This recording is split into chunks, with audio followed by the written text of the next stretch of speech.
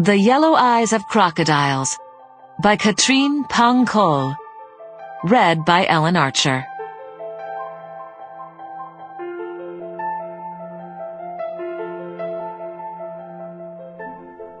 Chapter 1. Joséphine gasped and dropped the vegetable peeler. The blade had slipped on the potato and cut a long gash into her wrist. There was blood everywhere. She looked at her blue veins, the red streak, the white sink, the yellow plastic colander, where the peeled white potatoes lay glistening. Leaning against the sink, she began to cry. I need to cry, Joséphine thought. I don't know why.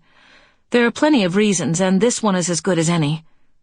She grabbed a dishcloth and pressed it on the cut. I'm going to turn into a fountain of tears, a fountain of blood, a fountain of sighs. I'm going to let myself die.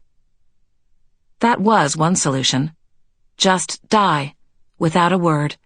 Fade away, like a lamp slowly dimming. I'll die, standing here at the sink, she thought, then corrected herself. No one dies standing up. You die lying down, or with your head in the oven, or in the bathtub. She'd read in some newspaper that the most common form of suicide for women was jumping out the window. For men, it was hanging. Jump out the window? She could never do that.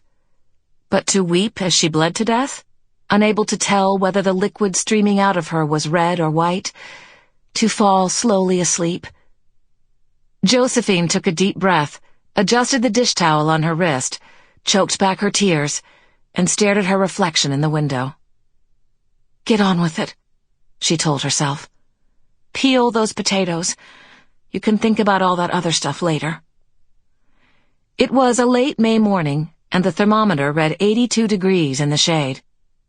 Out on their fifth-floor balcony, Joséphine's husband was playing chess against himself.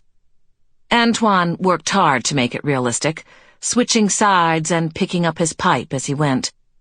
He hunched over the chessboard, blew out some smoke, lifted a piece, sucked on the pipe, put the piece back, exhaled again, picked up the piece again, and moved it, shaking his head as he put the pipe down and went to sit in the other chair. He was of average height, with brown hair and eyes.